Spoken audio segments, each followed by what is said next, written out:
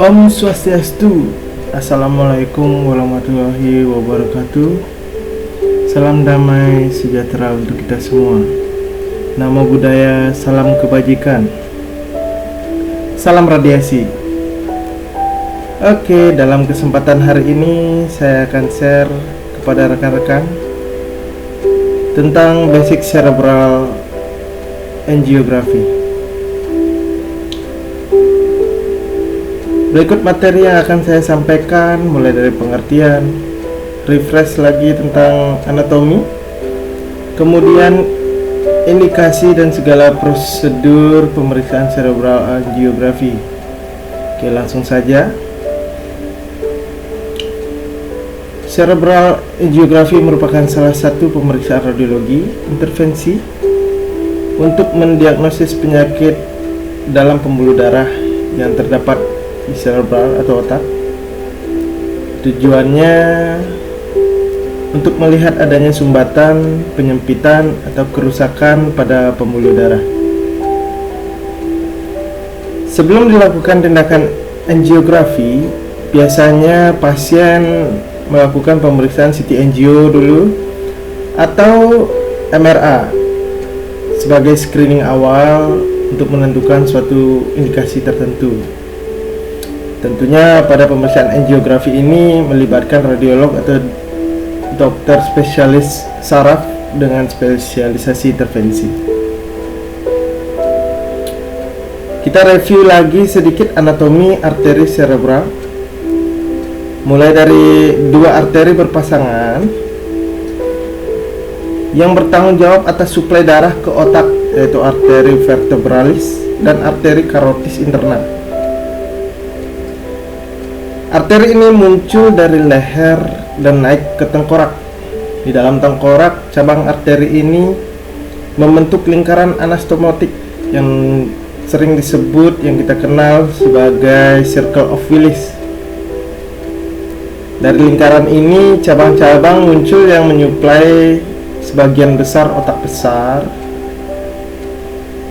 dan bagian lain dari sistem saraf pusat seperti pons dan sumsum tulang belakang disuplai oleh cabang yang lebih kecil dari arteri vertebralis.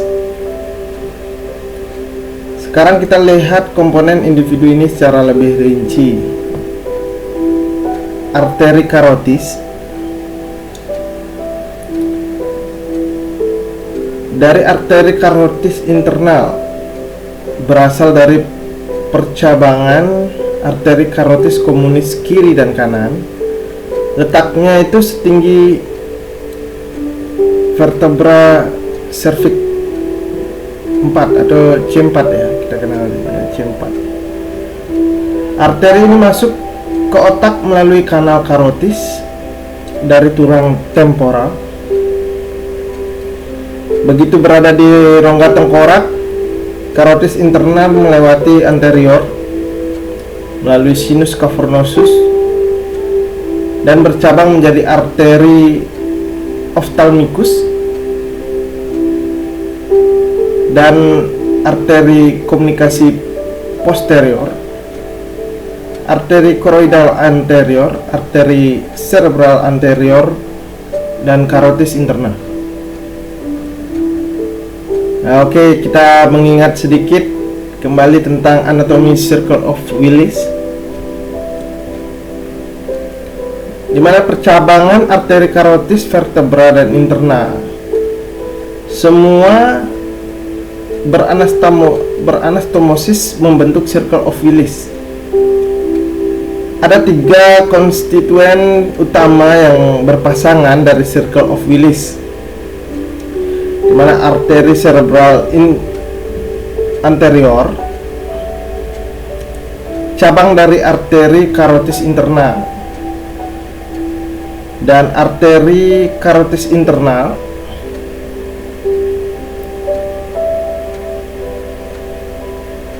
terletak tepat di proksimal dari arteri cerebral tengah, yang ini middle cerebral artery ya. Kemudian arteri cerebral posterior cabang dari arteri basiler. Ini dua ini.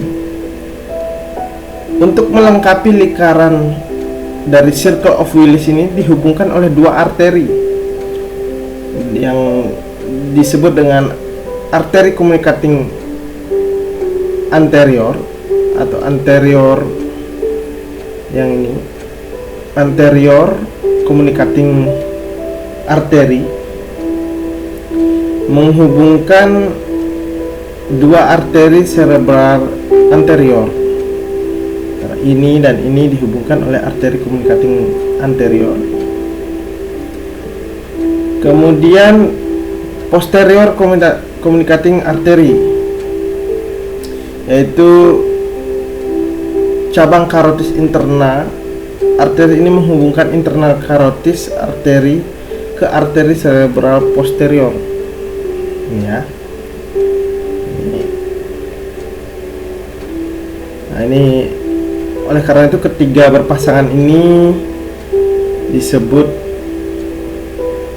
Circle of Willis. Oke, selanjutnya ini merupakan gambaran cerebral angiography. Nah, di sini ada menunjukkan panah, mungkin kurang jelas ya kalau di gambarnya. Tanda panahnya ini menunjukkan anterior communicating artery, terus ada anterior cerebral artery, ada percabangan precuneal di sini. Kita lanjut saja. Kita menuju indikasi. Jadi tidak semua pasien penderita penyumbatan di arteri itu perlu melakukan cerebral angiography. Namun beberapa indikasi yang dapat didiagnosis melalui cerebral angiography itu, pertama ada aneurisma, di mana aneurisma ini merupakan pelebaran pembuluh darah karena melebahnya dinding pembuluh darah. Kemudian ada arteriosklerosis, merupakan penebalan dan pengerasan dinding pembuluh darah. Ya. Selanjutnya ada malformasi atriovena atau abnormalitas pada koneksi arteri ya dan vena, sehingga terjadi gangguan suplai aliran darah dan sirkulasi oksigen ke otak. Kemudian ada vakulitis, ini inflamasi atau peradangan pembuluh darah. Kemudian ada brain tumor, tumor otak. Kemudian ada pembekuan atau penggumpalan darah. Ini dapat menyebabkan stroke iskemik ya. Baik, selanjutnya dalam pemeriksaan angiografi, khususnya pada pemeriksaan angiografi cerebral, memerlukan persiapan pasien, terutama puasa. Kemudian ada atau tidaknya kontraindikasi terhadap bahan media kontras, tentunya perlu dilakukan screening pemeriksaan laboratorium, fungsi ginjal, urium, kreatinin harus kita cek normal atau tinggi. Ada atau tidaknya alergi terhadap iodium, karena itu yang berpengaruh terhadap kontras media. Kemudian perlunya hidrasi pasien melalui IV sebelum pemeriksaan maupun setelah pemeriksaan. Kemudian pemberian antropin untuk mengurangi reaksi vasovagal ini. Kemudian diazepam juga untuk mengurangi kecemasan pasien sebelum melakukan tindakan angiografi. Nah, ini perlu menghentikan mengkonsumsi bagi pasien yang mengkonsumsi metformin 48 jam sebelum pemeriksaan dimulai, karena ada resikonya. Ya, apa resikonya? Itu kemungkinan dapat mengakibatkan kegagalan ginjal karena Ketika masih mengkonsumsi metformin, ada media kontras masuk, itu akan memperberat kinerja dari ginjal. Kemudian ada stop obat-obatan antikoagulan seperti warfarin. Ini jenisnya warfarin, banyak sih ya jenis obat pengencer darah. Nah ini juga ada resikonya. Jadi resikonya itu dikhawatirkan jika terjadi perdarahan. Nah perdarahan itu tidak dapat dikontrol karena ini kan obat pengencer darah. Baik, selanjutnya itu cukur rambut pada area yang akan diinsisi. Kemudian bagaimana dengan ibu menyusui? Nah kalau bagi ibu menyusui ini biasanya disarankan untuk menunggu hingga 24 jam setelah bahan kontras disuntikan ke dalam tubuh sebelum memulai untuk menyusui kembali. Artinya si ibu yang menyusui ini harus setelah pemeriksaan itu tidak boleh dulu menyusui selama 24 jam ke depan. Tapi nanti ini tetap akan dikonsultasikan pada dokternya, terutama untuk risiko-risiko ini semua. Tapi secara umum persiapan pasien untuk pemeriksaan angiografi cerebral itu seperti ini. Baik, selanjutnya yang perlu dipersiapkan dalam alatnya, tentunya dalam pemeriksaan angiografi cerebral ini kita memerlukan kateter dengan jenis 4FR atau 5FR. Jadi menurut studi ini Komiyama et al. 2001 menunjukkan bahwa performance yang sama seperti 3.2 FR kateter ya jenisnya. Terus kemudian ada guide wire dengan ukuran 0,025.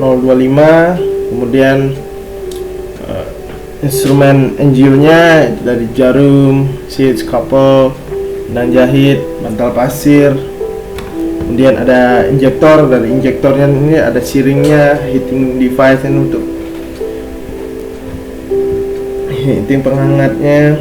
Kemudian nah ini injection rate-nya itu biasanya range-nya itu adalah 2 sampai 6 mili per second.